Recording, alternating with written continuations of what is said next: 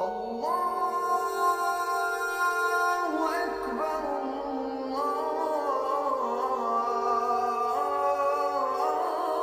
Allahu Akbar.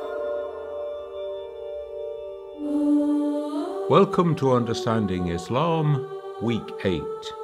This week we're looking at some of the things that contemporary Muslim scholars, men and women, are saying about the position of women in Islam. The first thing to remember is God is neither male nor female. Far exalted is God above things like that. These are the differences between creatures, between human beings, within the animal world and so on. God is not in that category at all. God alone is unpaired. God alone is single and above gender. However, we have a problem, because when God communicates with humankind, God has to use earthly languages. And in Arabic, the Qur'an uses male pronouns to speak about God. He created the earth. He did this. He did that. And so the language sounds as though it's masculine. In the same way, Prophet Muhammad is of course a man. His male identity is clear. But his perfection as a human being lies in his humanity, not in his masculinity.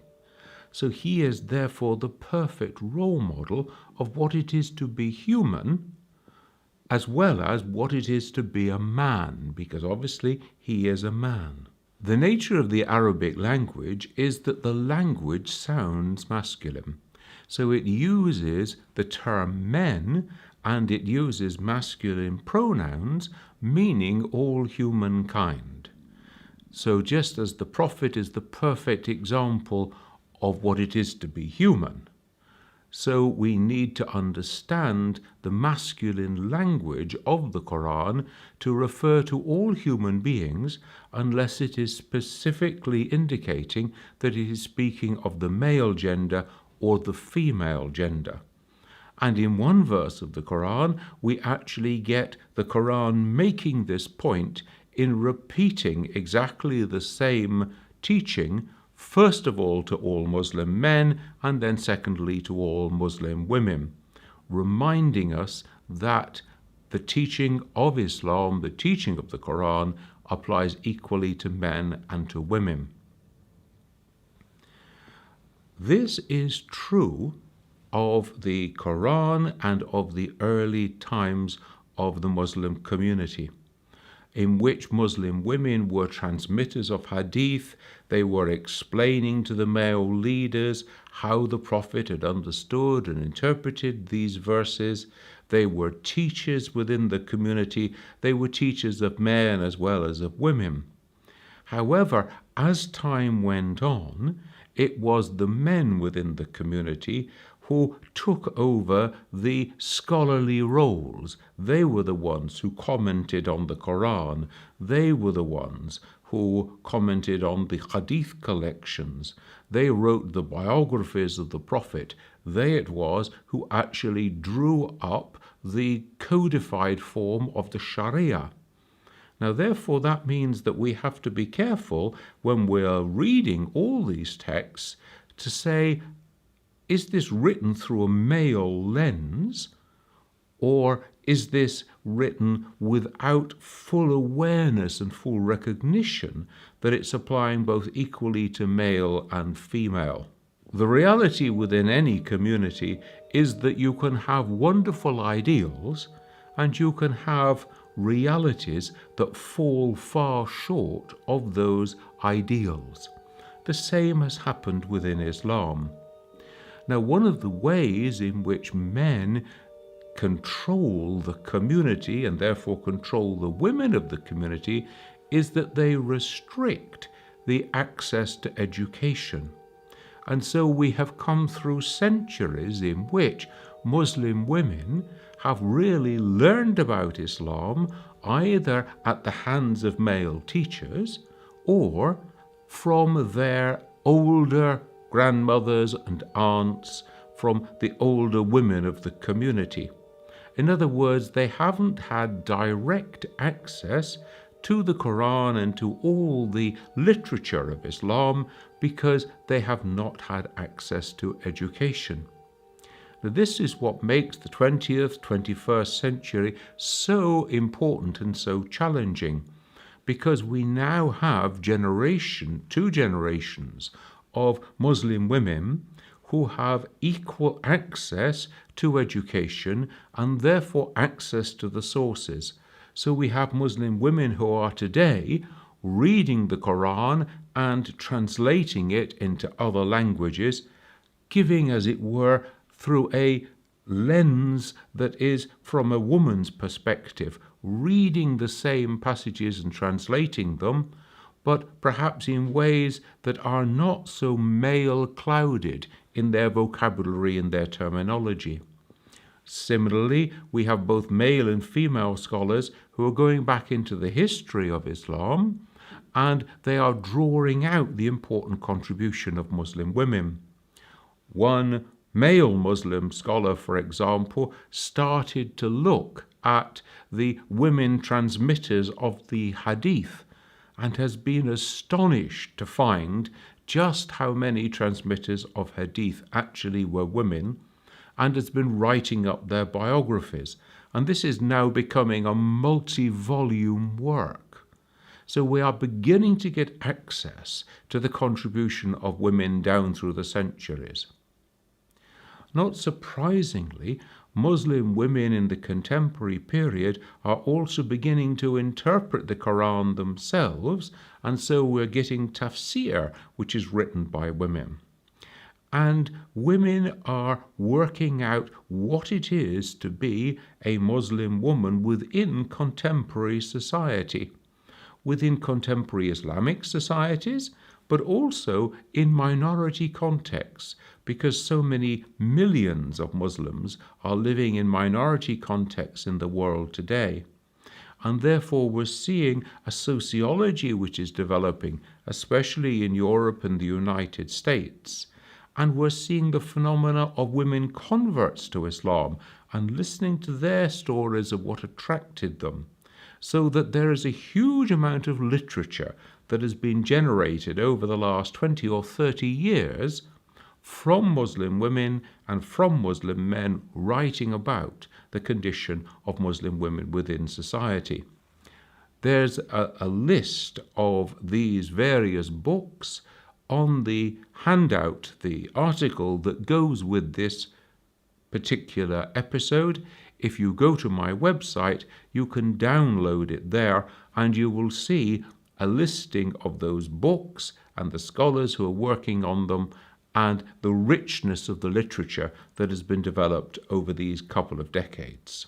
The Quran speaks of creating all human beings equally.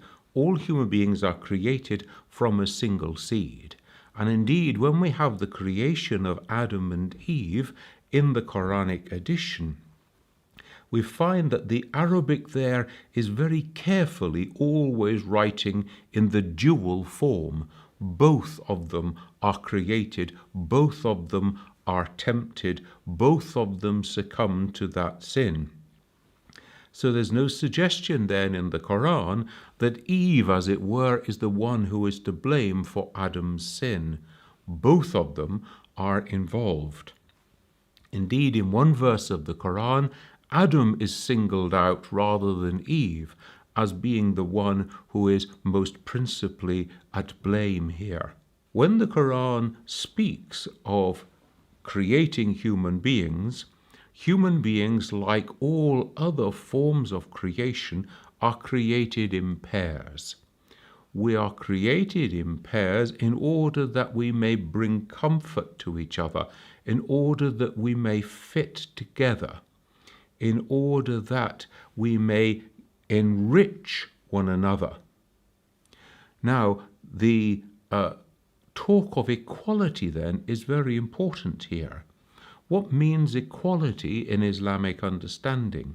Because equality can also mean differentiation of role. You see, often when we talk of equality, it is as though we are normalizing male practice. Whatever a man can do, a woman can do as well. Well, that's not the way that Islam and the Muslim community understand equality. Much more, it's a question of pairing, of bringing comfort, and of fitting together as a pair, which is equality of human status, but not necessarily having the same roles. When the Qur'an speaks about judgment, every single soul will receive its due on that day, both male and female. There's no priesthood in Islam, therefore there's no male priesthood, so that every man and woman has direct access to God, can hear the message of the Qur'an, and is personally responsible for putting it into practice. So men and women are on an equal footing there. In the same way, a man cannot take upon himself the sins or the burdens of his wife. He cannot save her. We have the example in the Qur'an of two prophets whose wives went astray, the wife of Noah and the wife of Lot. The fact that their husbands were prophets does not mean that they could save them from sin, does not mean that they can in some way bring about their salvation. They are damned on account of their own sin. In the same way, Pharaoh in the Qur'an is one who is seen as an archetype of godlessness. And yet the wife of Pharaoh, Azia, is one of the perfect women of Islam, one of those who would stand up against the injustice of her husband. So the Qur'an has a very differentiated understanding here of the role of women. When we look back at the place of women in the early Muslim community, the community that surrounded Prophet Muhammad himself, we see there that women converted to Islam in their own right. Often they preceded their male relatives. So Umar, the second caliph of Islam, was brought to Islam through the conversion of his sister and through her practice and her respect for the Qur'an. In the same way, the Prophet would accept their submission to Islam, their pledge of fidelity, in their own right as individuals, not through their fathers or husbands. And women would place their hand into the hand of the Prophet and make the oath of fidelity in just the same way that men would, except that the Prophet would place a cloth over his hand so that there wouldn't be direct skin contact. Indeed, the Qur'an says that the oath of women should parallel the oath of the men, except in the requirement to be prepared to take up arms to defend the community, because that kind of fighting was reserved for the men. That's not to say that the women were without their station in battle. We have accounts of the women of the community carrying water to the field of battle, tending the wounded on the field of battle, and indeed even on some occasions taking up arms in order to repel the enemy. So the women have their own place even there as well. We find that the first martyr of Islam was actually a woman from Mecca who was tortured to death by her family rather than accept giving up the way of Islam and going back to the practices of her idol-worshipping family. At the Treaty of Hudaybiyah, the Prophet makes a treaty with the people of Mecca in which those who run away from Mecca to become Muslims and to come to Medina without the permission of their guardians are to be sent back. And the Meccans answered that all the women were under the guardianship of their husbands or fathers. And the Prophet, under the guidance of the Qur'an, doesn't accept this. He tests them to be sure that their conversion is for the sake of Islam and not to escape some domestic incident back in Mecca. and then he allows them to remain in Medina with the Muslim community. He doesn't send them home because they would be going back into a situation of unbelief, and indeed some of these women then actually return their marriage gifts to their husbands. They divorce their husbands because a believing woman cannot be married to an unbelieving man. In the same way, we see that the Prophet in his own mosque in Medina has the men and the women praying together as one congregation, the men at the front of the mosque and the women in their ranks at the rear, and the Prophet makes a doorway to allow the women access without being jostled by the men, so that they have their rights of entry into the mosque to pray. On one occasion, the Prophet is leading the congregation in prayer, and he can hear a child crying. He knows that the mother will also be able to hear that child crying and will be anxious because of the distress of the child. And so he speeds up the prayer so that she can go as quickly as possible to comfort the child. In the same way, we know that the men of the early Muslim community in Medina were tending to make too much noise and to occupy the time of the Prophet when he held assemblies for teaching. And so he set up separate women-only assemblies for teaching so that the women would not lose out. We know that Khadija was a businesswoman in her own right, and according to Islamic law, women have a right to retain their own business, to retain their own identity on marriage, to dispose of their assets, to inherit. They are entities in their own right according to Islamic law. We know as well that the Prophet goes to visit some of the older women of the community. He will eat with them alone in their homes. He will take a nap there in the afternoon. Sometimes he is recorded praying there too. And we know that the older women of the community were allowed to remove the outer covering of their clothing, relax their dress code, because they were no longer seeking to make themselves attractive to a potential husband. In the early Muslim community, after the death of the Prophet, we see the central role played by women in handing down the teaching of the Prophet, his hadith, and also reporting episodes from his life, and the way in which the Qur'an was to be interpreted. There's a famous example of the second caliph, Umar, who wants to make a change and say that women can only require a small amount of money as a marriage gift, and men should only pay a small amount of money.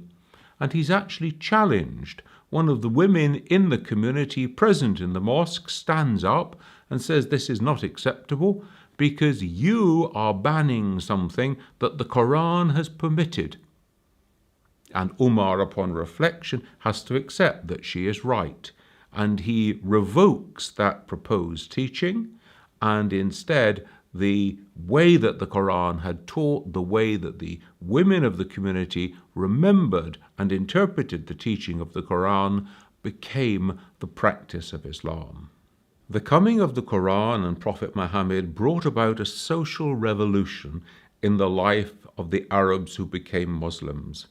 From now on, marriage was to be the central social foundation stone for the whole community. It was the only acceptable place for the exercise of human sexuality. Adultery was forbidden for both men and for women. Both men and women were allowed to initiate divorce proceedings so that if a marriage wasn't going to work out, then either of them could bring about its end, and the woman was to be supported as long as she fed, nurtured, and raised the children of that marriage. Indeed, the Qur'an speaks very strongly against any idea that girl children are less highly favored than boy children. We know that the pre-Islamic Arab community used to bury infant girls alive, thus kill them, in order to cut down the number of girls within the community if they felt that they had grown to excess. This was strictly forbidden by the Qur'an and by the Prophet. And the Qur'an says to the men, "Do not darken your faces with suppressed agony when you hear the news of the birth of a girl. Rejoice in the birth of a girl or a boy. Both are a gift from God." So we can see that the Quran and the Prophet here are bringing about a social revolution in the place of women within that society. Let's look now at some of the particular issues that arise from the Quran and see the way in which contemporary Muslim scholars, both male and female, are going back and reviewing traditional teaching and practice.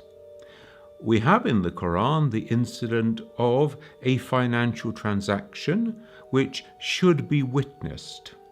The Quran says, "You are to call from amongst yourselves those people that you trust or approve of as witnesses.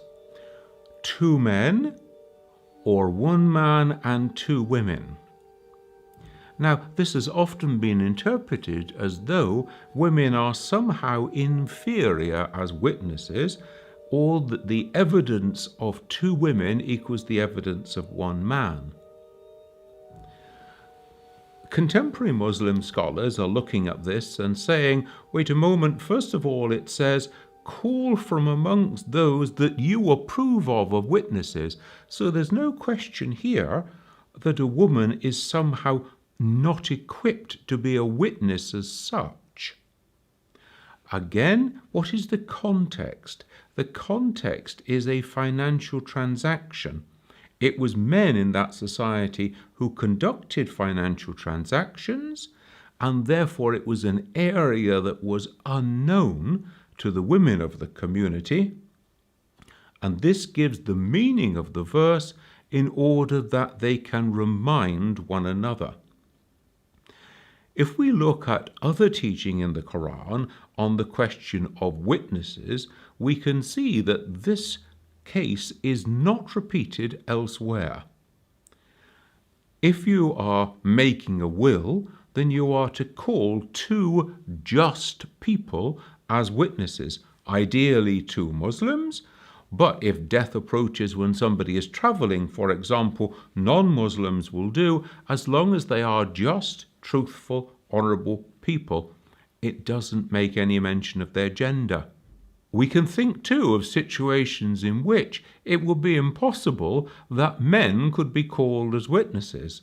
What about if a woman was dying in the process of giving birth to a child?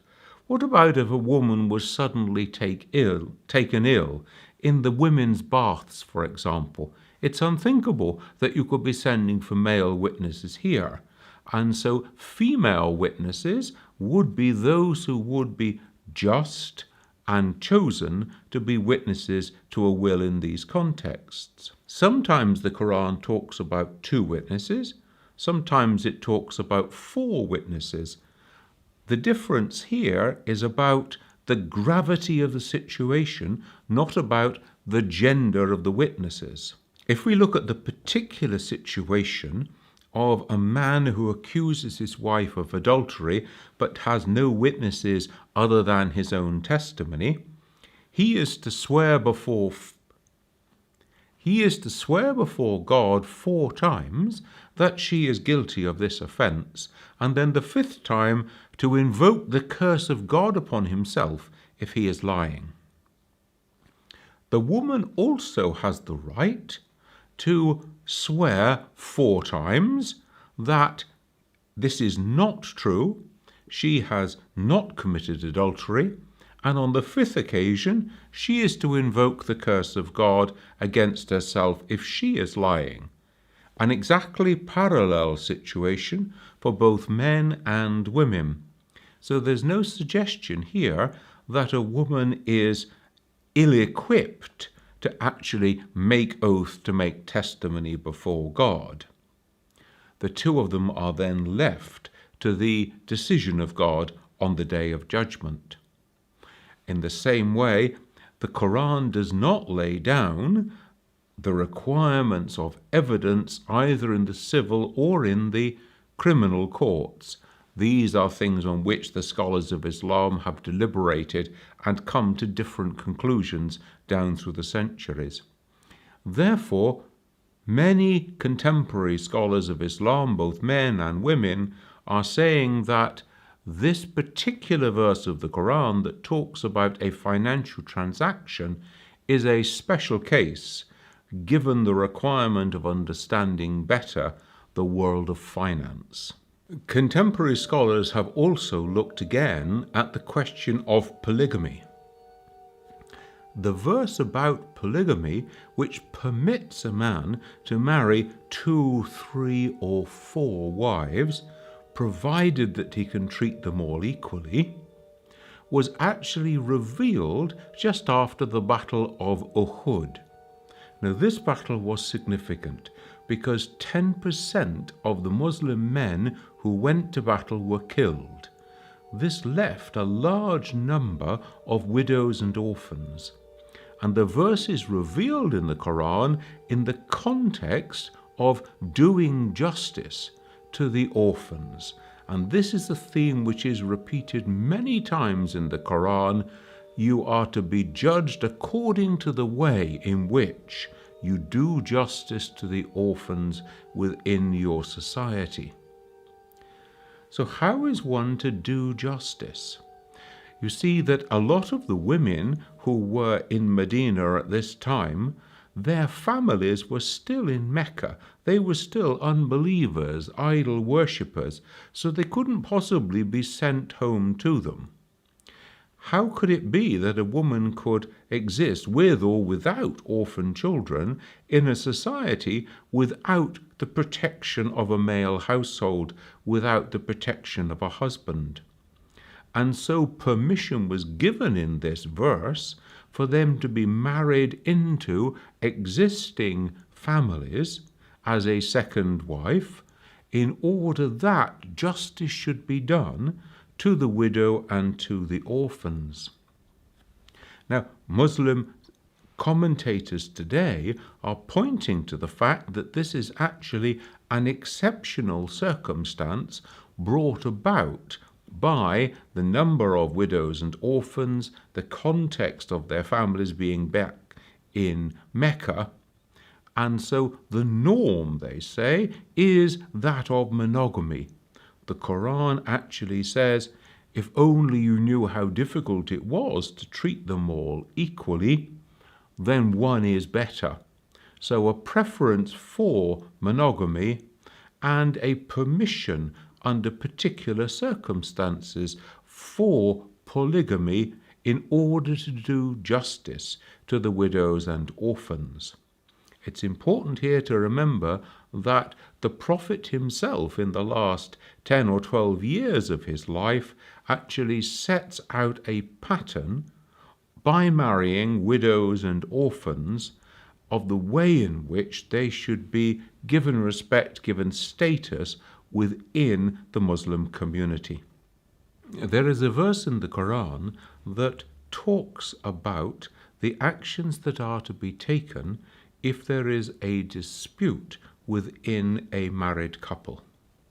The term which is used here in Arabic is nushuz, which is miscontact, rebelliousness, which is likely to lead to family breakup. Now, this is actually a term that's used twice in the Quran. It's used once of men and once of women. In this particular verse, it's used of women. If there is then a breakdown within the marital relationship, we see here a fourfold path of doing something about it. The first is that there should be discussion between husband and wife, and they should see if they can rectify whatever has gone wrong between them. If that does not resolve the situation, then they are to separate, to sleep apart. Now, this is actually a very serious thing because this is a step in the direction of divorce. And so it's a way of taking on board the seriousness of the situation. The next step is that he should physically admonish her. Now, the Arabic verb which is used here is daraba, which can mean to strike, both in a physical, literal sense, but also in the sense of striking out on a journey, or striking a parable for others to learn from. The verb daraba also has an intensive form. It would be with a double R. Now, this intensive form would carry with it the meaning to beat. That is not used here. So this is not a license to beat your wife. When the commentators were writing on this verse, then they were clear to bring out its symbolic importance. It was, in a sense, saying, just realize where this is leading. And so Al-Tabari, for example, says that he may take his toothstick. Now, a little piece of fibrous wood about the size of a pencil with which one cleans the teeth, and he should daraba, he should strike her with it. Manifestly, this is not about beating your wife. Al-Razi, when he comments on this verse, he says that a handkerchief should be used. Manifestly, this is not an instrument of punishment. This is saying, look where this is leading. This is very serious. The fourth step, then, is if it cannot be resolved in this way, then the two people are to go to arbitration within the family. Muslim scholars are very clear that all forms of physical abuse, including what we would today call verbal abuse, have no part to play within a family situation. There is to be no domestic violence. If you go to my website, you will find there the article that goes with this episode of Understanding Islam. More examples can be found there. The references to the Qur'an can be found there, and much more information on this important topic, including the list of contemporary scholars who are addressing it. Join me again next week when we're going to be looking at the art of Islam. I look forward to seeing you then.